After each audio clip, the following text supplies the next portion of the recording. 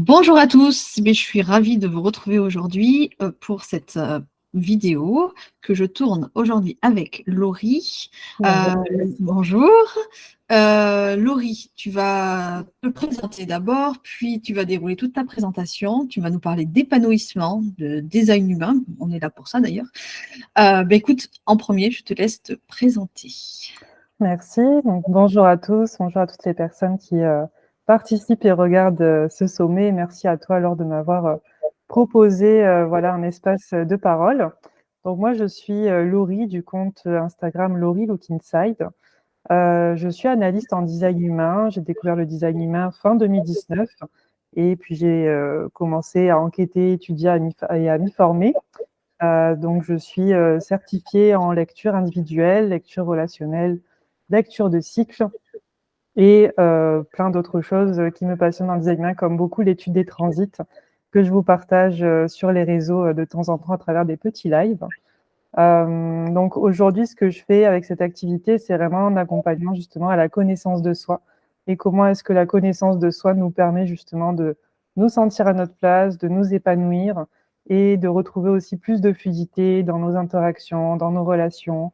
Voilà, tout simplement. C'est déjà pas mal, c'est déjà un bon travail à faire. Euh, voilà. Et à côté, justement, dans cette thématique d'équilibre, je suis aussi enseignante et j'accompagne des étudiants, du coup, à travers leur processus créatif, vu que je leur enseigne la communication visuelle.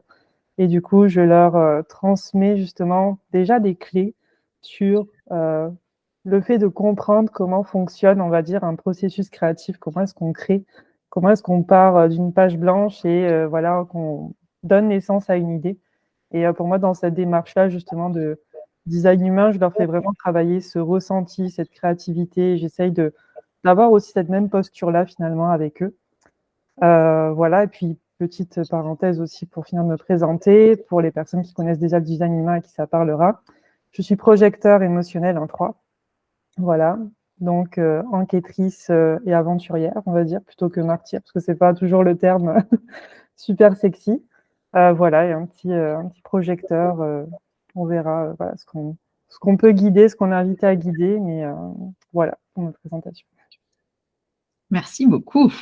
Mais écoute, je te laisse nous présenter ce que tu dois nous présenter. C'est parti, merci. Allons-y. Alors, donc aujourd'hui, je suis venue vous parler justement de comment est-ce que le design humain peut être au service de votre épanouissement. Et avant de rentrer sur la partie design humain, j'aimerais d'abord vous poser cette question. C'est quoi pour vous l'épanouissement? Si déjà on prend ce terme-là, quand je vous parle d'épanouissement, comment ça résonne pour vous? Est-ce que vous connaissez vos critères d'épanouissement?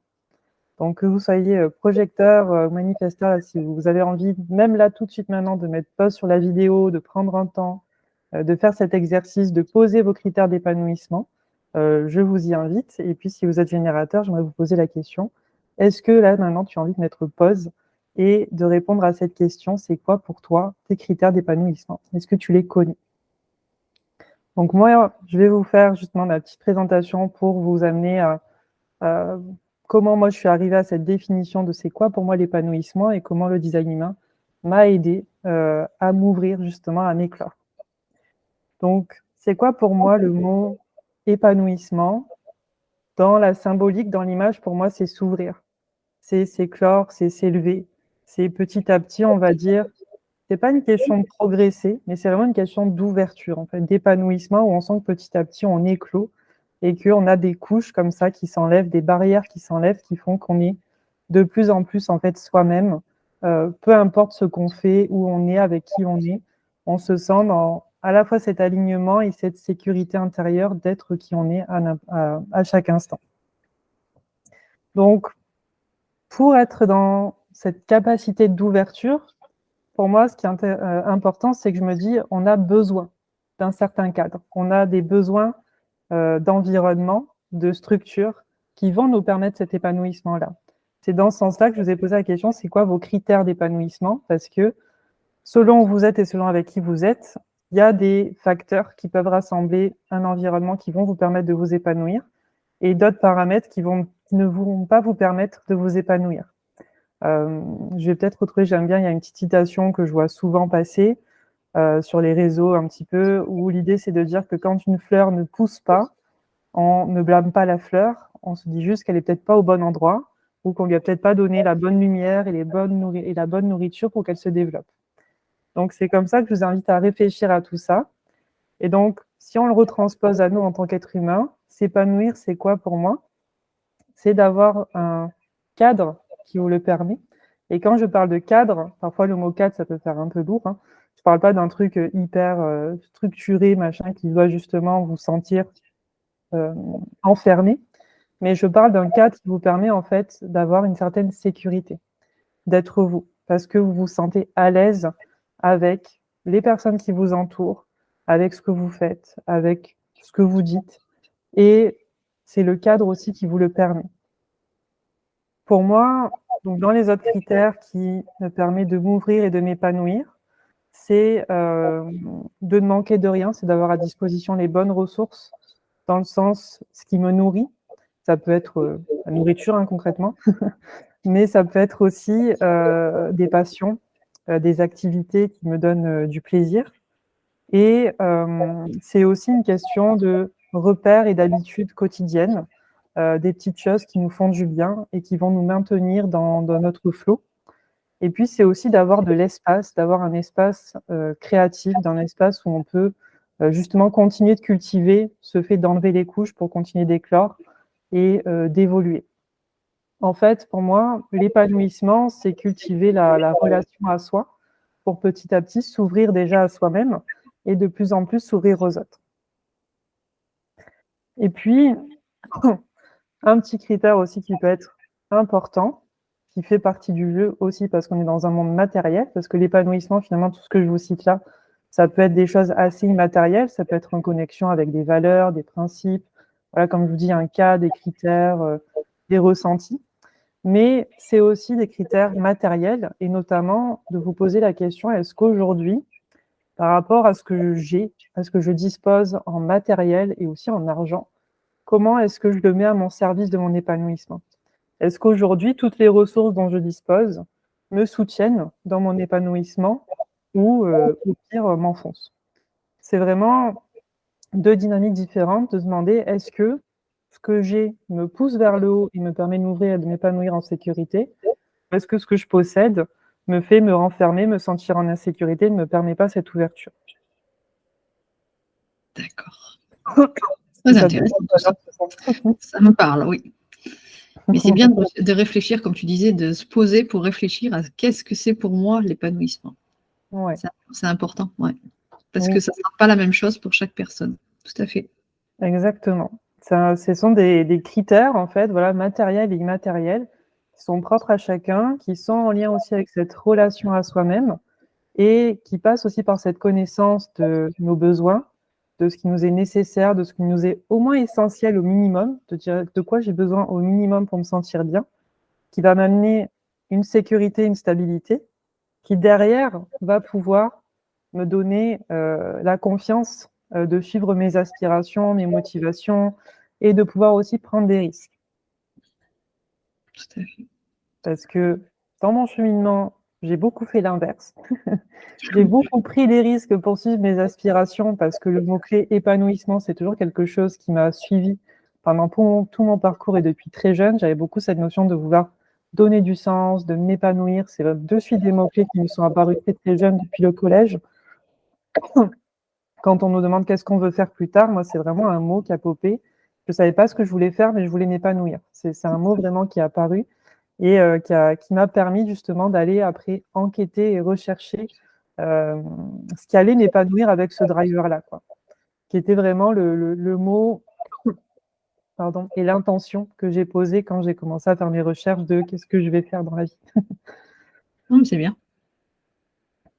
Donc, tous ces critères-là, pour vous aider un petit peu dans votre réflexion, quand on parle d'épanouissement, voilà, on parle de pouvoir trouver cet équilibre, comme je disais, qui matériellement peut nous amener assez de sécurité et de stabilité pour que derrière, ça puisse être au service de notre épanouissement.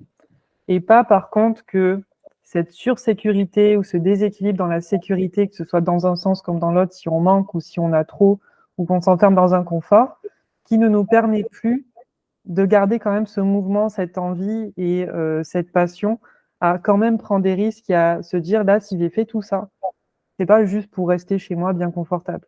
C'est pour derrière aller réaliser mes rêves, c'est pour derrière aller réaliser quelque chose de plus grand. Et donc pour ça, on va parler voilà, de cette notion d'équilibre qui pour moi aussi est très importante. Cet équilibre entre le professionnel et le personnel, qui est un gros sujet aussi, parce que quand on travaille, etc., on sait tous, alors moi aujourd'hui c'est quelque chose que j'en ressens beaucoup moins, mais quand par exemple je travaillais en agence digitale en tant que graphiste, c'était toujours une grosse thématique de ne pas emmener le pro dans le perso, de ne pas emmener le perso dans le pro. C'est tout ce que c'est une frontière toujours un petit peu compliquée et délicate à maintenir. Et donc, c'est aussi pour ça que je vous invite à poser cette réflexion-là dans ce sens-là, de savoir ce qui participe à votre équilibre, ce sont ces deux gros univers, le personnel et le professionnel. Donc, dans le professionnel, qu'est-ce que j'englobe? J'englobe votre ambition, savoir quelle est votre ambition professionnelle. Et quand je parle d'ambition, ça ne veut pas dire forcément que vous rêvez de beaucoup, de gros et d'un super truc, etc. C'est de dire c'est quoi votre ambition à vous professionnelle. Par rapport au rôle que vous souhaitez jouer, par rapport à la gestion voilà, de votre emploi du temps, si vous pouvez le gérer ou si c'est géré justement par les personnes qui vous emploient.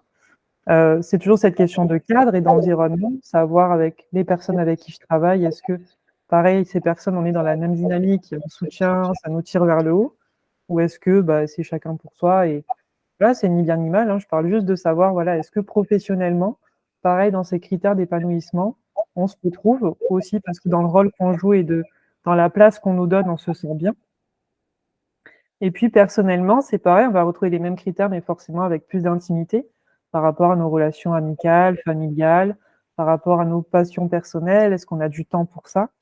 Par rapport, voilà, à tout ce qu'on peut, tous les plaisirs de la vie dont on peut jouir et dont on peut s'offrir. Donc voilà, je vous invite à prendre ces deux secteurs-là, qui sont les deux secteurs qui représentent notre cadre, notre structure, notre environnement, qui participent à tout ça. Et de vous positionner au centre de ça, quoi. De dire, moi, quand je suis au milieu de tout ça, là, comment ça me rend service? Est-ce que ça me permet justement de m'épanouir? Ou est-ce qu'il y a des choses que je peux, des petits paramètres que je peux toucher, ajuster, pour équilibrer, pour ajuster? Parce que c'est vraiment ça l'épanouissement. Pour moi, c'est très en lien avec notre équilibre d'environnement et notre équilibre relationnel et professionnel, qui sont des choses voilà, auxquelles on est confronté tous les jours. Et de vraiment se poser cette question-là de comment ça nous rend service, est-ce que ça nous permet de nous épanouir? Et ça peut être cyclique, ok? Tout ce qui est connecté à ces domaines-là, tous ces principes, tous ces besoins, quand je vous demande de vous questionner dessus, vous n'êtes pas obligé de figer les choses. Ça ne veut pas dire que vous cherchez vos critères de toute la vie, mais ça peut être d'une manière cyclique, à court terme, à long terme, de dire là, à court terme, de quoi j'ai besoin, qu'est-ce que je peux faire sur une journée, à l'échelle d'une journée qui va me permettre de me sentir épanoui. Et puis sur des plus gros projets avec plus des plus grands rêves, de dire sur le long terme, qu'est-ce qui va m'épanouir. Et donc tout ça, forcément, ça vient questionner aussi une question de direction intérieure, d'alignement intérieur et de connaissance de soi. C'est là où j'arrive au design humain, c'est que pour moi, tous ces critères-là, on peut les remplir mentalement. On peut les remplir par projection. On peut les remplir par le conditionnement, par la société ou par des peurs. Et tout ça, ça peut être d'ailleurs des obstacles qui nous empêchent de justement connaître nos vrais critères d'épanouissement. Donc c'est là où le design va nous aider, parce que en travaillant sur la connaissance de soi, sur ce déconditionnement, sur ce retour à soi, on va pouvoir réaliser en fait dans tout ce qu'on a déjà vécu, tout ce qui nous a déjà vraiment fait du bien, ce qui nous a vraiment permis de nous épanouir, et de petit à petit viser la simplicité. Pour moi, le processus d'épanouissement, c'est aussi un processus sélectif. Petit à petit dans la vie, on apprend à choisir ce qui est le mieux pour soi. Donc pas ce qui est le fait de choisir plus, mais de choisir ce qui est le mieux pour soi, petit à petit, de dire bah, ce truc-là, je garde, c'est le mieux pour moi. Ce truc-là, je garde parce que je préfère ça. Et c'est des choix en fait de préférence, des choix voilà, qu'on fait avec le cœur, mais qui parfois, pardon, ce petit déraillement de voix, mais qui parfois sont pas évidents à faire parce que il va y avoir des obstacles à cet épanouissement, des obstacles parfois des limites extérieures, des contraintes environnementales, des limites intérieures, parfois des limites qu'on s'impose, et puis beaucoup de conditionnement et de projection par rapport justement à ce rôle qu'on joue auprès des gens qui nous entourent, et de se dire, mais quel rôle moi je me donne dans tout ça, et est-ce que le rôle qu'on m'a donné me convient? Est-ce que ça me permet d'être qui je suis? Parce que quand je dis rôle, c'est ni bien ni mal de jouer un rôle, entre guillemets, parce que dans nos relations, on joue tous un rôle. C'est de savoir, est-ce que le costume que vous avez mis pour jouer votre rôle, c'est bien le vôtre, ou est-ce que vous avez mis le costume du voisin, ou le costume qui ne vous va pas du tout, dans lequel vous n'êtes pas à l'aise, vous étouffez parce que le masque ne vous correspond pas et que le masque n'est pas à vos couleurs. Parce que pour moi, voilà, on parle souvent de masques dans la société, etc. Je pense qu'aujourd'hui, on en a encore besoin, justement, dans l'environnement et dans les conditions dans lesquelles on évolue. Pour autant, rien ne nous empêche petit à petit ce masque de le faire à notre image pour qu'il nous ressemble, pour que petit à petit, on ose justement s'affirmer de plus en plus dans les rôles et dans les cadres dans lesquels on évolue, tout en se libérant de l'attente.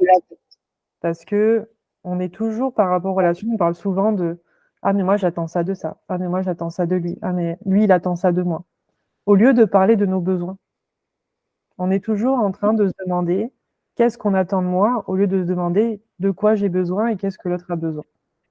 Et du coup, là, ça renverse un petit peu la situation. Et puis, ça nous permet de revenir justement à soi, de se regarder soi plutôt que d'être dans la projection toujours extérieure.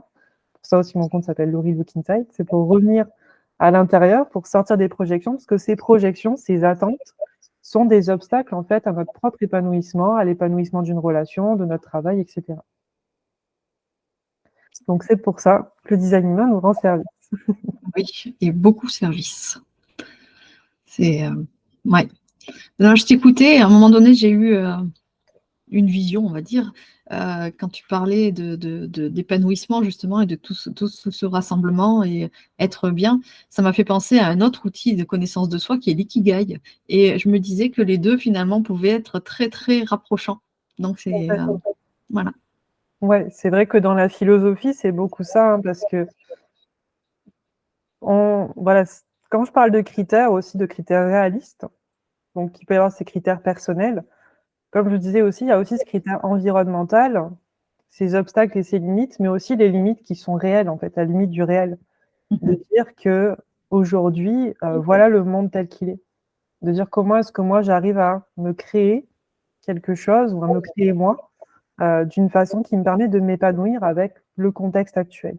De dire il y a des choses sur lesquelles aussi on n'a pas le contrôle et qu'aujourd'hui je pense que c'est plus pragmatique et réel de se dire ok, moi pendant un temps au début de mon parcours professionnel, je pense qu'il y a une partie de moi qui, je pense, bon, comme beaucoup d'étudiants qui sortent de l'école, etc., qui sont très encore dans le monde des bisounours et qui veulent, c'est normal, quand on arrive avec cette énergie, on veut changer le monde et compagnie.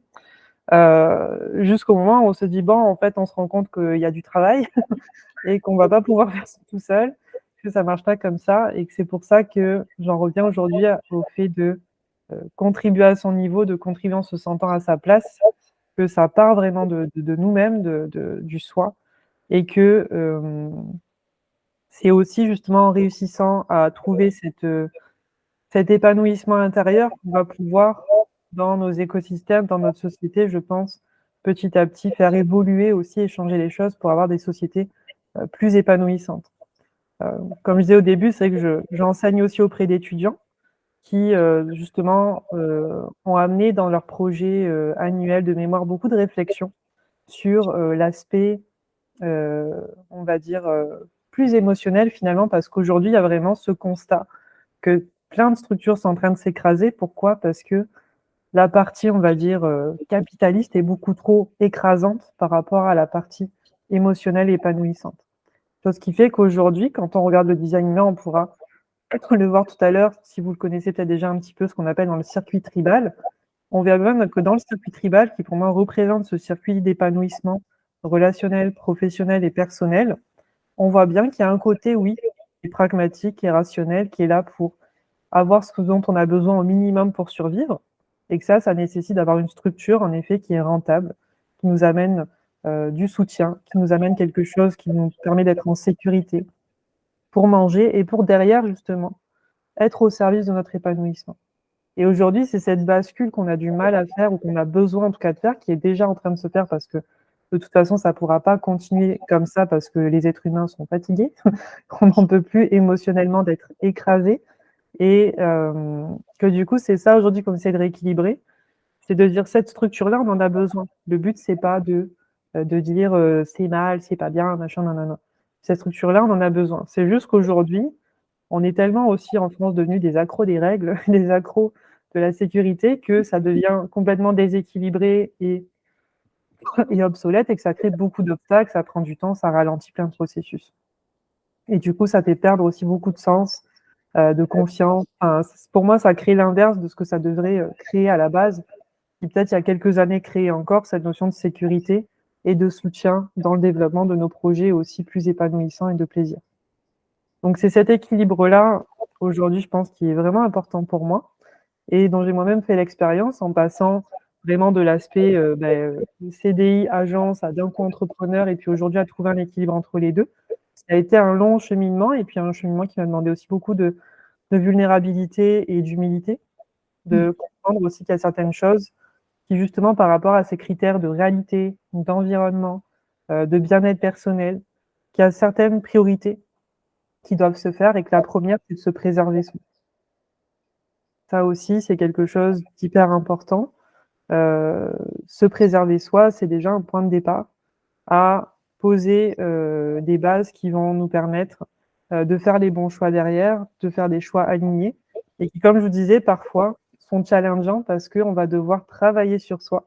On va devoir apprendre encore un petit peu plus à se connaître parce que au fur et à mesure qu'on avance, on découvre des parts de nous et on se dit « Waouh, mais moi, j'avais pas pensé, j'avais pas prévu qu'à un moment donné, j'allais ressentir ça et que c'est ce ressenti-là que j'aurais besoin d'exprimer. » Merci. Donc, pour continuer cette présentation, je pense que je vais vous partager ma charte pour vous montrer comment est-ce que moi, après concrètement, le design humain et la connaissance de soi, ça m'a permis de répondre justement à ce cheminement, comment ça m'a soutenu dans mon propre cheminement pour aujourd'hui trouver mon équilibre. Donc, est-ce que tu vois bien ma présentation? C'est bon? Moi, je vois.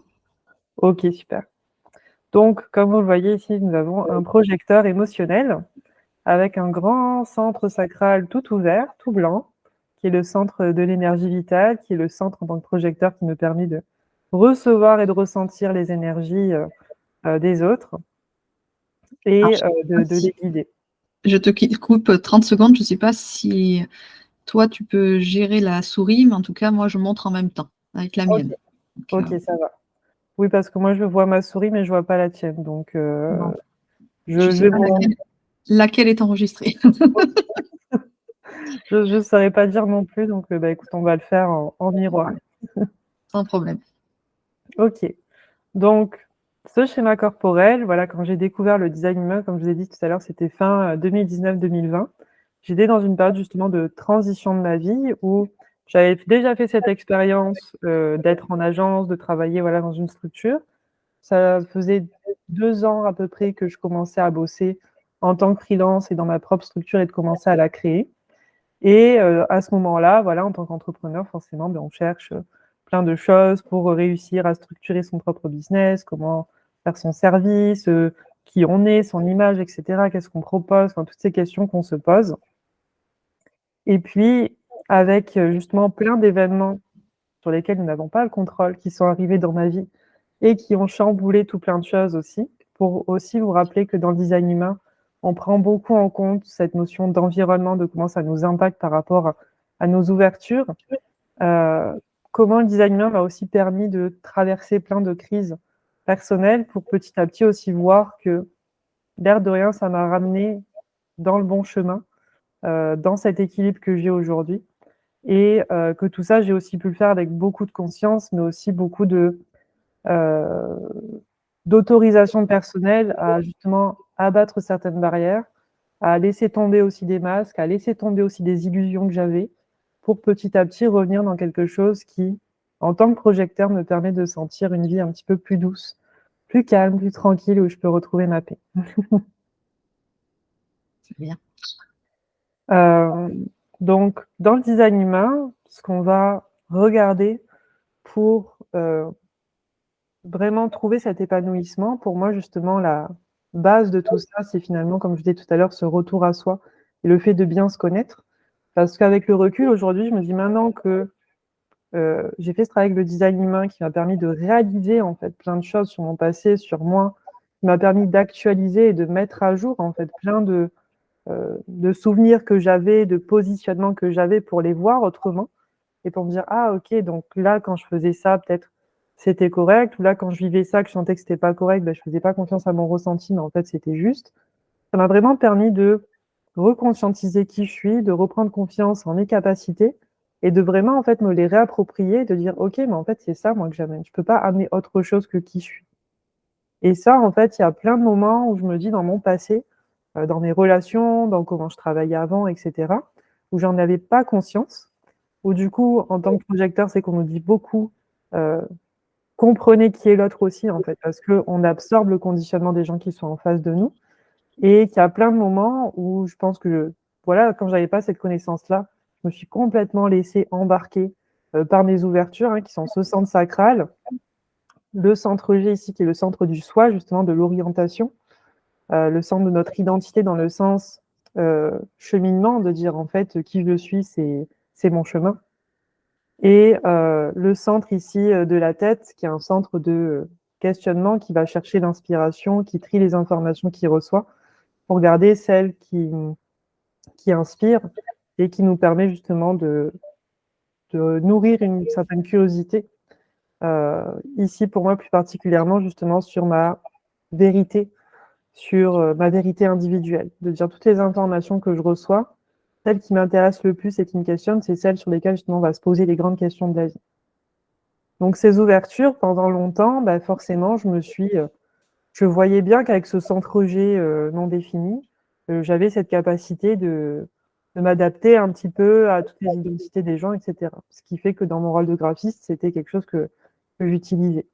Mais dans ma vie personnelle, c'était beaucoup moins évident pour moi d'avoir conscience de ça, parce que dans mon rôle professionnel, c'était clair. Dire, bah oui, en tant que graphiste, oui, je sais être caméléon, pas de souci. Par contre, être caméléon dans sa vie intime, c'est beaucoup plus compliqué à gérer. Parce qu'il y a plein de fois où je me disais, mais c'est pas possible, Laurie, tu n'as pas de personnalité, tu ne sais pas qui tu es parce que voilà, tu t'adaptes à tout le monde, etc. Sans faire le lien, que c'est ce que je fais déjà naturellement dans mon travail, mais que dans ma vie relationnelle, je ne le vivais pas du tout de la même façon. Donc, tout ça pour dire que connaître ces ouvertures, ça vient amener cette forme de continuité et de posture où, en fait, je me dis que ce soit dans le pro ou dans le perso, je suis toujours qui je suis, en fait. J'ai pas essayé de justement, encore une fois, de changer de costume, de me dire ça y est, là j'étais dans le perso, j'étais comme ça, là je suis dans le pro, je suis comme ça.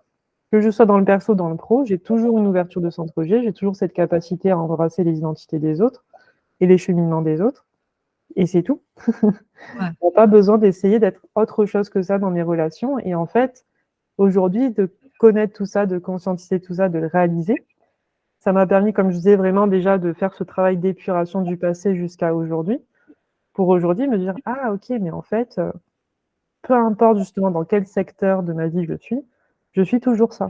Quoi qu'il arrive, c'est ça que j'amène.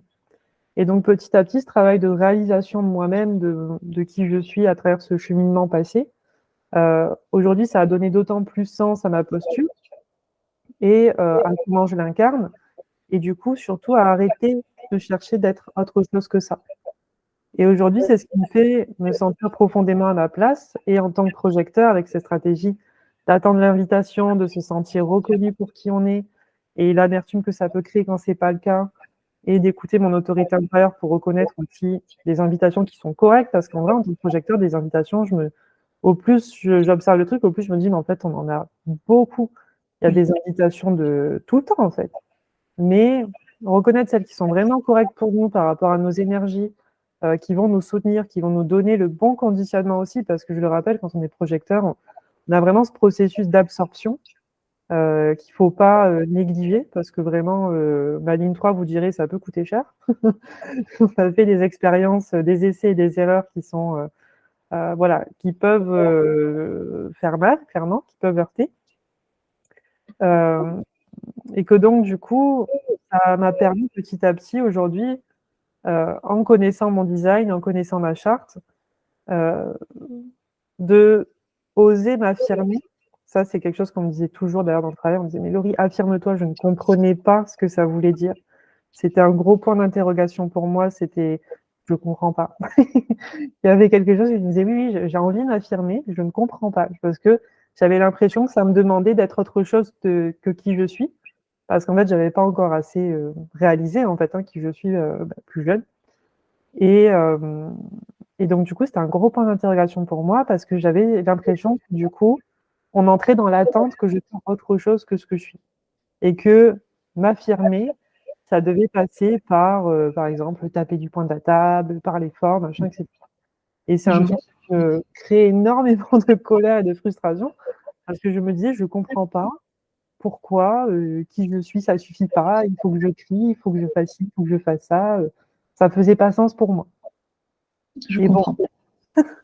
petit canal de l'entêtement ici, le canal 28-38, qui est un canal assez acharné et assez individuel, qui est un canal qui relie le centre Alors, de la racine au centre splénique. C'est voilà, mon c'est celui-là. canal rouge en bas à gauche, ouais. Et donc ce canal-là, c'est vrai que justement, il m'amène une force, formation de soi très forte, mais qui s'est réveillée petit à petit, qui va se réveiller maintenant que je connais mon design, plutôt encore plus autour de mes 40 ans. Donc ça va être encore un petit bout de cheminement pour moi pour ça. Mais ça a toujours été présent. Donc c'est vrai que j'ai toujours senti une force au fond de moi qui voulait s'affirmer, mais puis ne savait pas comment. Dire je ne comprends pas, oui, je veux m'affirmer, mais je ne comprends pas comment. Et aujourd'hui, en fait, voilà, au plus j'ai découvert mes énergies, conscientisé ce rôle de projecteur, la posture que ça avait, mes sensibilités énergétiques avec mes ouvertures et aussi la force de tous mes centres définis qui m'amène cette stabilité, cette constance à qui je suis, que j'ai passé beaucoup de temps à vouloir corriger, que j'ai passé beaucoup de temps à vouloir changer, aujourd'hui m'a permis de me remettre dans les rails en disant mais non, mais de toute façon, ça c'est toi. Et si ça ne plaît pas aux gens, ben, c'est qu'ils ne te reconnaissent pas, c'est que ce n'est pas la bonne invitation. Et en fait, c'est là où on voit que les principes du design humain sont très simples et ça nous aide à faire du tri. Moi, j'avais beaucoup de doutes, j'ai toujours et je doute encore parfois souvent de mes ressentis, de mes perceptions, d'accepter en fait que c'est tout simplement ce que je ressens quoi, et de ne pas le juger. Dire ben là, en vrai, dans cette situation-là avec cette personne, ça ne m'épanouit pas, je ne le ressens pas. Et avant, pendant longtemps, et encore dans certaines situations aujourd'hui, bah, on va se forcer, on va se changer, on va s'adapter, on va se contorsionner. Et là, petit à petit, cette force d'affirmation qui est en train de pousser en moi avec ce 28-38 est en train de me dire waouh, mais stop en fait, stop de se contorsionner. On arrête voilà, de vouloir s'adapter à tout le monde, etc. Et on ose affirmer ses convictions, ce qui est vraiment OK pour nous. Et du coup, ça, à force de le ressentir, parce que ça passe beaucoup par le ressenti, le design humain, ça aide à comprendre, ce qui est vraiment une première étape, parce que comme je vous disais, je suis vraiment partie du doute, je le sentais que c'était moi, mais j'étais pas sûre. J'étais pas sûre, j'avais pas forcément confiance, je comprenais pas, et je me sentais beaucoup heurtée par l'extérieur. Et donc il y avait aussi beaucoup l'ego après qui rentre en protection, qui dit je comprends pas, on ne comprend pas, on ne se comprend pas. Donc, du coup, on entre aussi dans nos mécanismes de défense, de protection, et c'est là où on crée nos masques. Et puis, le design humain, sous tous mes masques et sous toutes mes couches, ça m'a permis de faire « Ah, oui, c'était bien ça. Pendant tout ce temps-là où j'ai douté, je n'ai pas besoin de douter. » Et donc, du coup, je me suis réapproprié tout ça. Donc, ça m'a demandé tout ce travail de lâcher d'un coup. C'est comme si j'avais avancé avec tout un tas de couches. Et là, d'un coup, j'ai fait Et les 2 premières années, vraiment, en reconscientisant tout ça et en mettant à jour, comme je disais déjà, tout ce qui s'était passé, j'ai senti, mais waouh, tous les filtres là, qui sautaient, qui petit à petit m'empêchaient de voir les choses aussi telles qu'elles sont, qui me créaient beaucoup d'illusions et qui m'empêchaient aussi beaucoup de voir mes parts d'ombre. Et ce que j'appelle les parts d'ombre, c'est toutes les parts de moi en fait qui étaient blessées, que je voulais pas aller voir parce que je me disais non, non, ça, c'est comme la poussière qu'on met sous le tapis, on va pas trop la regarder et puis on continue de sourire, d'avancer et de dire que tout va bien. Et donc tout ça, forcément, de toute façon, à un moment donné, c'est inévitable, hein, ça nous rattrape. Et à ce moment-là, j'ai vraiment ressenti, dans ces dernières années, je pense, de crise, de transition et de changement, ce moment de OK, là, j'ai besoin d'espace et de temps. Là, j'ai vraiment besoin d'espace et de temps pour ressentir. Parce que maintenant que je doute plus, que je suis plus juste dans le doute de la perception sur le moment, que j'ai compris, et ben, il y a tout l'émotionnel qui est arrivé. Et traiter l'émotionnel, ça prend un certain temps. Parce que même s'il y a des choses qu'on réalise, qu'on débloque petit à petit, voilà, en travaillant sur soi, on a plein de petites prises de conscience quotidiennes, à chaque instant, des petites choses qui se déverrouillent au fur et à mesure, des paramètres qui s'ajustent. Le temps vraiment de les intégrer à l'intérieur, que ça se traduise à l'extérieur et qu'émotionnellement notre système nerveux soit prêt à le gérer, à l'encaisser et à l'incarner après avec tous les changements que ça peut impliquer, tous les repères que ça peut faire bouger autour de nous. C'est plein de paramètres à prendre en compte. C'est vraiment plein de petites choses. C'est pas juste ah ça y est, j'ai compris, top, ça va tout changer. Non, il va falloir l'affirmer justement, et l'affirmer, c'est oser dans l'instant présent quand on le sent, quand on sent qu'on a les ressources et l'énergie de le faire. Ah tiens là, voilà, voilà. Voilà typiquement une situation répétitive dans laquelle avant je n'osais pas faire ça. Déjà le voir, c'est un premier point. C'est déjà 50% du taf de voir ça, de voir un schéma répétitif, de voir un comportement qui nous étouffe, de dire je veux plus vivre ça comme ça parce que ça m'amène de l'amertume et ça me permet pas de m'épanouir. Et de dire ben là, tous ces critères extérieurs dont je parlais tout à l'heure, si ce sont que des critères que je ne peux pas changer parce que ça correspond à une autre personne, à un cadre, la vie elle-même qui fonctionne comme ça me demande de m'affirmer moi. C'est là où je n'ai plus le choix, je n'ai plus que d'autres choix que d'être moi-même et de dire ben là non, on va devoir s'affirmer, on va devoir être cette personne qu'on n'arrête pas de chercher à l'extérieur au lieu de voir que c'est déjà nous qui sommes ça à l'intérieur. Et ça peut être aussi une clé pour vous. Qu'est-ce que vous cherchez à l'extérieur que vous avez déjà à l'intérieur? Qu'est-ce que vous n'arrêtez pas de chercher chez les autres en ayant du coup ces attentes, que l'autre soit comme ci, que l'autre soit comme ça, que la société vous amène ci, que la société vous amène ça, alors que ce que vous cherchez peut-être que vous ne trouvez pas, ben, c'est peut-être vous qui le portez et qui pouvez l'amener. Alors oui, ça demande voilà, de retourner le miroir vers soi-même, pas pour se sentir coupable ou je sais pas quoi, mais pour en prendre la responsabilité, de dire bah ok, la réalité c'est qu'aujourd'hui ça y est pas autour de moi. Et en fait, c'est moi qui peux l'amener. Et ça peut être un challenge parce que quand c'est quelque chose que soi-même on a besoin, qu'on n'a pas trouvé, qu'on nous a pas donné, mais qu'on a envie de donner parce que ben, on pense que c'est ce dont le monde a besoin, ben, c'est là où petit à petit vous rentrez dans ce processus d'être qui vous êtes, de vous affirmer et après de revenir avec plus de profondeur dans le monde matériel.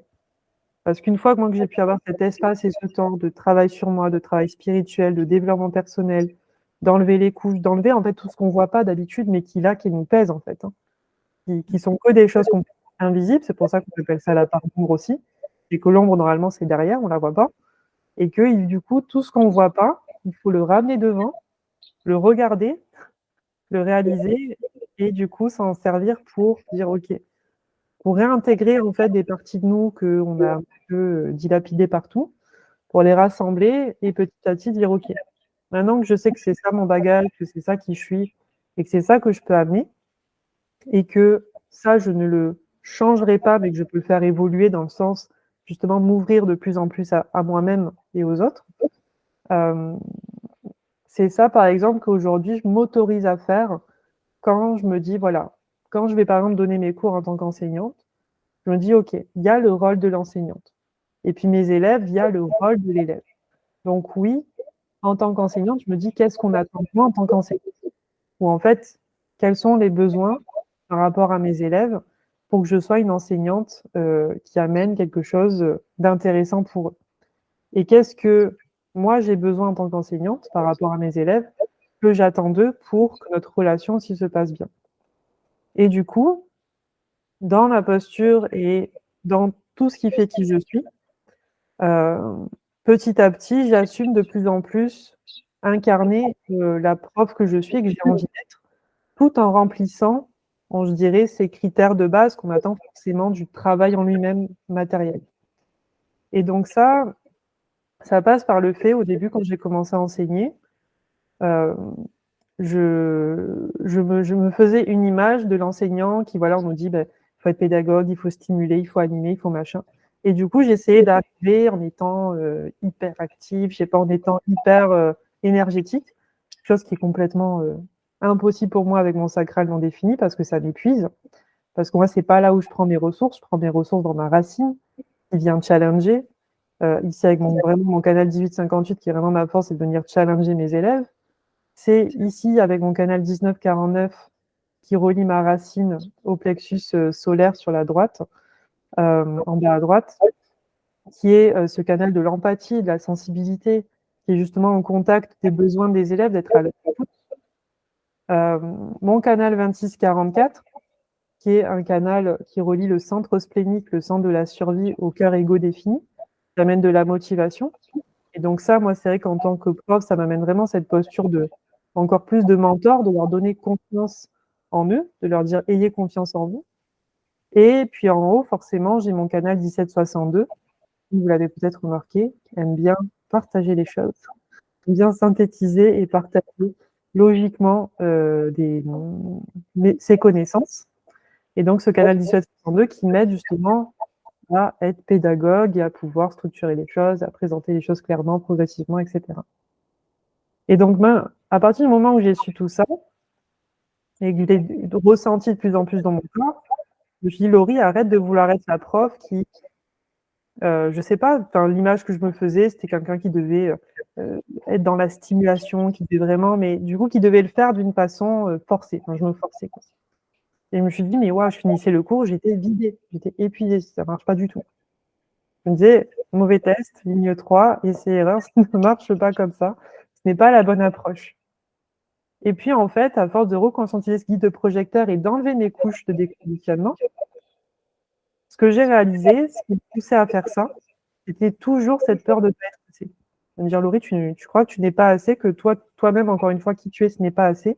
Donc, tu cherches encore une fois à jouer un rôle que tu n'es pas, que tu n'arrives pas à incarner parce que c'est pas toi. Et du coup, l'interaction avec les élèves n'était pas super fluide, c'était pas terrible, enfin voilà.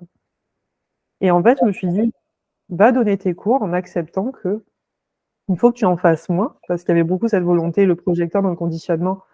On cherche toujours à faire plus, à faire beaucoup, pour prouver qu'on est aussi capable, hein, pour dire, regardez, moi aussi, je sais agiter mon énergie dans tous les sens, je sais faire plein de trucs. C'est faux, hein. Ça marche pas comme ça. Et donc, je me suis dit, OK, vas-y avec qui tu es. Donc, avec cette ouverture sacrale. Et maintenant, quand je retourne donner mes cours en étant qui je suis, j'arrive et je suis hyper posée. Je suis calme. Je cherche plus à être « Ah, salut, ça va ?»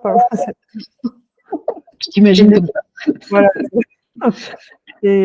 Mais ce qui est le paradoxal, c'est du moment que j'ai accepté de lâcher, de ne plus être ça que je ne suis pas, j'arrive aussi plus ou moins à le devenir, mais à ma façon. Et du coup, maintenant, ce que je fais, c'est que quand j'arrive en cours, j'ai vraiment ce truc de projecteur de « Ok, je prends la température énergétique. » Je leur demande « Ok, comment ça va? Vous vous sentez comment? Vous êtes fatigué? Vous êtes en forme? » Voilà, vraiment plus ce projecteur qui vient stimuler, mais à sa façon. Et puis en osant être aussi dans ma profondeur, dans ma douceur, dans ma féminité, face à des classes qui sont très masculines, parce que je suis dans le secteur du sport, donc avec 90, 99 même d'hommes en face de moi, ce qui a été d'autant plus challengeant au début. Et je me suis dit, non, Laurie, vas-y avec qui tu es, vas-y avec ta douceur, vas-y avec ta profondeur. Ose leur partager les choses qui sont profondes pour toi dans ton enseignement, parce que moi, c'est ça aussi que je transmets, et qui a aussi beaucoup gravité autour de moi, notamment avec cette porte 45 dans mon environnement, qui est des portes en fait d'enseignants, mais des gens qui cherchent à transmettre des valeurs. Et j'ai beaucoup, justement dans ma vie de sport, j'ai beaucoup eu affaire à des profs, à des entraîneurs, à des mentors. Et je me suis dit, pareil, en allant chercher dans mon expérience, ceux qui m'ont toujours amené plus loin, c'est ceux qui ont été honnêtes avec moi, qui m'ont dit quand ça n'allait pas, quand je faisais de la merde, et qui m'ont fait progresser. C'est ceux qui m'ont transmis plus que leur matière et que leur discipline. C'est-à-dire que c'est pas juste, je viens leur dire, OK, on va voir comment ça marche Photoshop et basta, merci, au revoir. C'est ceux qui m'ont transmis vraiment des choses qui avaient du sens, qui pouvaient me servir dans ma vie aussi. Comme actuellement mon prof de danse, qui est un prof qui m'apprend plus que la danse, qui m'apprend justement le ressenti et la connaissance de mes énergies. Et je me suis dit, c'est ça en fait le prof que j'ai envie d'être. Et donc là, C'est là où aujourd'hui, dans mon rôle, je peux m'épanouir parce que aussi, je sais ce que je veux emmener en fait. Et comme je sais ce que je veux emmener et que ça correspond à qui je suis, j'arrête de vouloir être autre chose que ça. Et je sais que ça demande cette sensation de prendre le risque d'être soi-même et de dire voilà la prof que je vais être. J'en prends le risque, je me retrouve face à ces élèves ou face à mes clientes ou voilà, et de dire voilà, c'est ça mon approche. C'est comme ça en fait que je vais travailler. Et si ça te convient, tant mieux. Si ça te convient pas parce que tu cherches quelqu'un de voilà, et ben tu vas trouver une autre personne parce que ça sera pas toi. Tout à fait. Voilà. Ouais, c'est bien. Ce qui me vient là comme ça, c'est je me dis, c'est vraiment un travail de longue haleine de connaître son design humain. Donc peut-être qu'il y a des personnes qui aujourd'hui là qui nous écoutent, qui connaissent quasiment rien. Euh, Toi, dans quel sens, alors moi j'ai mon idée, hein, mais je veux savoir la tienne, dans quel sens tu dirais comment travailler au début sur soi? Par quoi on commence? En Mmh. design humain, je parle, En pur et design, dur. en design pur et dur. Mmh. Est-ce qu'il Alors, faut connaître tout ou est-ce qu'on se dit on commence par ça, on ajoute ça un petit peu et après on rajoute un peu plus, mais un peu plus global ou voilà. alors, je suis sûre que la réponse que tout le monde aimerait que je donne par rapport au mental, c'est on va tout connaître. Ah non, non, je pensais pas ça quand même. C'est vrai que c'est la chose que les gens me disent quand ils viennent, et ils me disent mais je veux tout savoir. Non, non. Mmh, mmh. D'abord, tu commences par. Et Ouais. toi, qu'est-ce que tu dirais? Oui, ben, je suis tout à fait d'accord. C'est vrai que par passion et par justement amour de transmettre, on a envie de tout donner. Mais pour qu'en effet ce cheminement, pour l'avoir en effet déjà fait, je suis passée justement par la phase je veux tout savoir, je veux tout connaître, je veux tout comprendre. Et c'est pas par hasard non plus aussi, parce que quand vous regardez mon design, j'ai cet ajna défini, qui est le centre du mental, qui est actif tout le temps, qui a besoin de sa nourriture intellectuelle, surtout avec ma ligne 1, qui adore enquêter, qui adore comprendre des choses dans le moindre détail. Donc c'est quelque chose qui est juste pour moi, qui est correct pour moi dans mes énergies. Mais dans mon cheminement, dans le cheminement vraiment d'intégrer et de se réaliser, bien sûr que ça prend beaucoup plus de temps. Pour autant, je dirais que la manière dont je l'ai fait pour moi, forcément m'a correspondu parce que vu que je suis une ligne 1, qui est la ligne de l'enquêteur, qui est celui qui aime aller chercher la connaissance intellectuelle, qui aime aller chercher les choses à la racine par soi-même, qui est souvent autodidacte, avec cet agenda non défini, qui a besoin de comprendre les choses, c'est vraiment essentiel pour moi. Avec ma porte 17, qui est vraiment la porte de la logique, des opinions et des concepts, c'est un réel besoin pour moi de comprendre logiquement les choses. Donc c'est vrai que dans mon processus, pour moi, ça a été assez juste de passer par ce besoin de compréhension, comme je disais tout à l'heure, pour arriver à après mon autorité émotionnelle et à m'y reconnecter. Mais là, voilà, pour des personnes qui démarrent, qui ne connaissent rien du tout au design humain, déjà, ben, je dirais que la base de la base, c'est de comprendre aussi la démarche du design humain, qui est ce retour à soi, ce processus de déconditionnement, qui est cette posture de non-jugement aussi, qui est amorale, c'est-à-dire vraiment d'aller dans la pleine reconnaissance de qui je suis. La pleine reconnaissance de qui je suis, c'est aussi là ce que je suis en train de ressentir là maintenant et de ne pas le juger. Que ce qui nous crée aussi beaucoup d'obstacles à notre épanouissement, c'est ça, c'est le jugement, hein, et moi la première, c'est l'auto-jugement et l'autocritique qu'on se porte envers certains de nos ressentis qui pourtant sont profondément humains et que on juge parce que bah non, c'est pas bien, c'est pas acceptable, ou c'est pas correct, ou je ne sais quoi. Au lieu parfois de juste ressentir ce qui est là, ici et maintenant, parfois ça va durer 10 minutes, puis après ça passe, au lieu de s'en faire une montagne et de croire qu'on va être ça toute notre vie, alors que c'est juste que c'est ce qu'on ressent maintenant.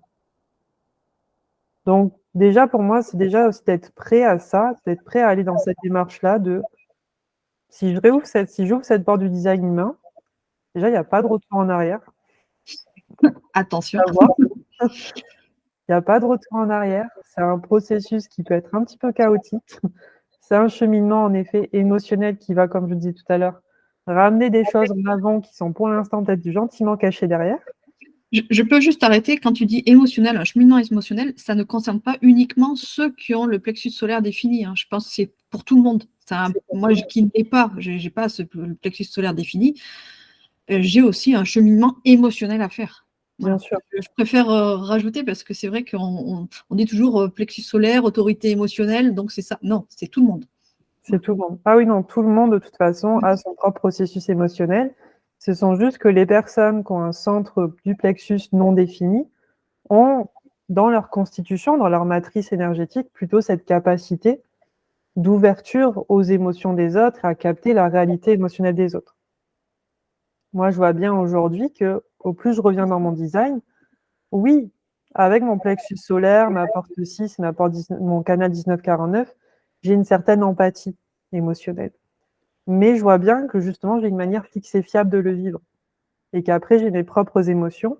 Et que ma vague tribale, je peux vous assurer qu'elle est bien réelle. Et que ça, c'est bien moi qui la vis. Et que cette notion d'accumulation qu'on vit dans la vague tribale jusqu'à explosion, quand on est à bout de nerfs, je connais. Je me reconnais. Donc, c'est ça le processus du design humain, c'est d'apprendre aussi à reconnaître des choses voilà, qui se passent à l'intérieur de nous et que peut-être depuis longtemps on vit d'une manière assez inconsciente, comme si c'était derrière nous mais qu'on ne le ressentait pas et qu'on ne le vivait pas comme étant à nous. Et petit à petit, au plus on réassemble tout ça, le design humain, il faut comprendre que c'est un parcours de clés d'activation. Donc c'est vrai que dans le processus, pour démarrer, bien sûr que même si moi au début je pense que j'ai fait les choses à l'envers, au début j'ai voulu tout savoir, tout comprendre, et après je suis revenue en arrière et j'ai dit ok, non, en fait il faut y aller progressivement. Donc, si vous êtes une ligne 3, peut-être que vous aurez besoin de passer par un processus qui ne marche pas avant de trouver ce qui marche. C'est pas grave, ça fait partie de votre processus. Mais c'est vrai que, avec le recul, tout ce que je connais du design humain et le cheminement que j'ai fait, y aller progressivement, c'est la clé. C'est vrai que d'y aller petit pas par petit pas, d'y aller étape par étape, de vraiment prendre le temps du ressenti et de l'ancrer dans son quotidien, de se le réapproprier, comme je disais, de le ramener à l'intérieur, de dire ok, projecteur, attendre l'invitation, succès, amertume, c'est déjà 4 clés énormes. Et si déjà au quotidien, on arrive à sentir ces moments de résistance, c'est à ressentir dans son corps ces petits moments de ah, là, il y a un truc qui a résisté, ça m'a créé de l'amertume. Ah, pourquoi? En tant que projecteur, qu'est-ce qui s'est passé? Est-ce que c'est parce que je voulais dire un truc là à l'autre et je sentis que ça bloquait, je ne l'ai pas dit, ça m'a rendu amer parce que bah oui, il y avait un mur, là, il n'y avait pas d'ouverture, le générateur n'était pas en mode oui, vas-y, je t'invite dans mon aura. Non, là, il n'y avait pas l'invitation, là, maintenant, énergétique. Et surtout aussi de faire ce travail de nuance et de discernement, de dire, voilà, de ne pas être trop catégorique, de vraiment prendre le temps d'intégrer chaque concept, parce que c'est pas parce que sur le moment, là, une personne ne nous a pas invité à dire un truc, qu'on ne sera pas invité peut-être 3 jours après ou 6 mois après. Enfin, voilà, tout en respectant, donc, qui est la deuxième grosse clé de notre design, qui est notre autorité, en tant que projecteur, qui peut se dire, là, je me suis aussi assez montré. J'ai été assez présent devant cette personne pour voir qu'en fait, elle ne me reconnaît pas, elle ne m'invite pas. Et ce qu'elle apprécie, peut-être, c'est juste mon focus. Je dirais, ah, j'adore le focus du projecteur qui est sur moi, qui m'écoute. Mais par contre, ses conseils, je m'en fous. Ça ne m'intéresse pas. Les questions qu'elle me pose, je n'y réponds pas parce que je suis juste dans une auto-écoute et que voilà. Et ça, au niveau du projecteur, bah, ça peut finir forcément par nous créer de l'amertume parce qu'on se dit, ok, en fait, cette personne, voilà, quoi. Elle me voit, mais elle me voit pas, en fait. Hein, voilà. Et aussi d'apprendre à reconnaître les moments où les projecteurs, on dit, ok, là, c'est assez pour moi. Ce qui est vraiment notre plus grosse difficulté, notamment avec ce centre sacral non défini, c'est de savoir à quel moment on se désengage de quelque chose pour dire, ok, là, je suis déjà allé assez loin. Pour l'instant, pareil, ça ne veut pas dire qu'il y a des coupes nettes à faire, que c'est fini pour toujours, que voilà, machin. C'est toujours de faire ce travail de nuance, de dire, ok, là, maintenant, à cet instant-là, c'est plus juste pour moi de vivre ça. Ça pourra revenir après, mais là, maintenant, c'est plus ok. Et mon autorité, voilà, par exemple, pour moi, émotionnelle, va me dire avec cette clarté, là, pour l'instant, c'est stop.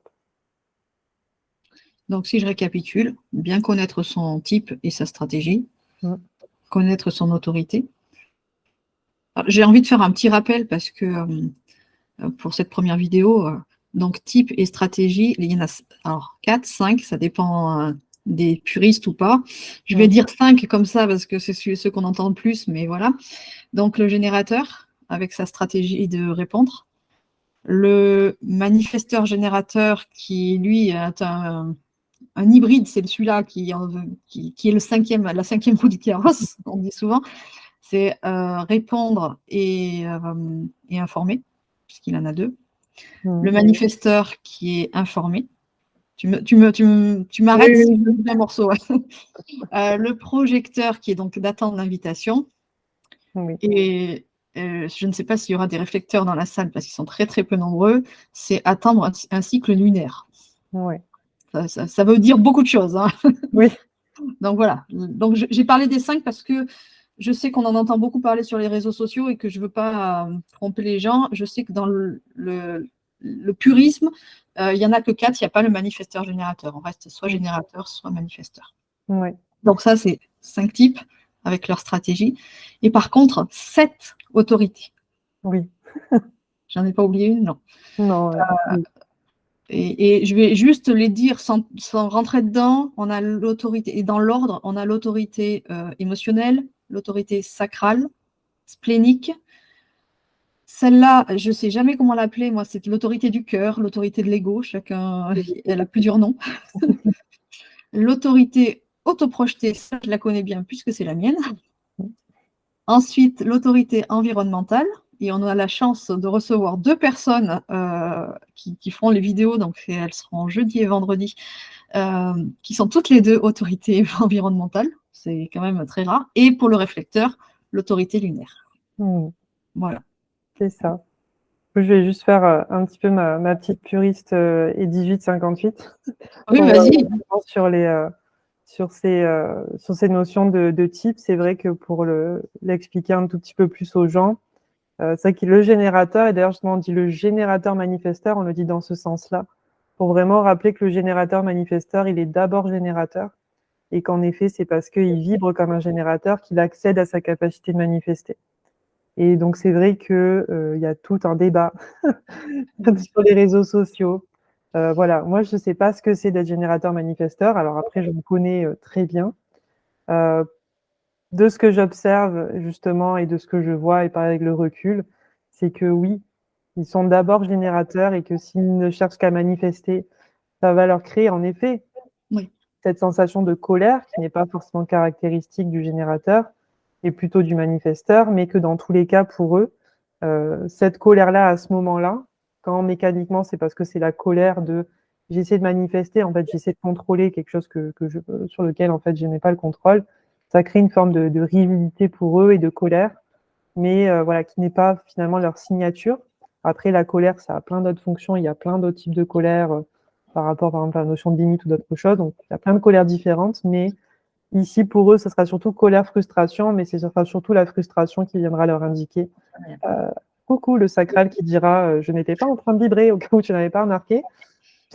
C'est comme si tu essayes de forcer la voiture à démarrer alors qu'il n'y a pas d'essence. C'est ça le générateur manifesteur qui s'acharne à vouloir manifester, qui dit allez, on va démarrer, on va démarrer, on va démarrer, alors que l'essence, pour l'instant, n'est pas encore disponible. Tout à fait. Donc, je voulais juste le rappeler parce que je sais que ceux qui regardent la vidéo, ben, il y a des débutants, des moins débutants, des pas débutants du tout. Donc, que tout le monde puisse comprendre un petit peu de quoi tu parles surtout. Ouais. Et tu parlais à un moment donné des lignes 1 et 3. On ne va pas rentrer là-dessus parce que demain, Karine nous parle des profils. Oui. Donc, elle y rentre vraiment à l'intérieur. On voit tout ça. En découvrir encore un petit peu plus là-dessus. Voilà.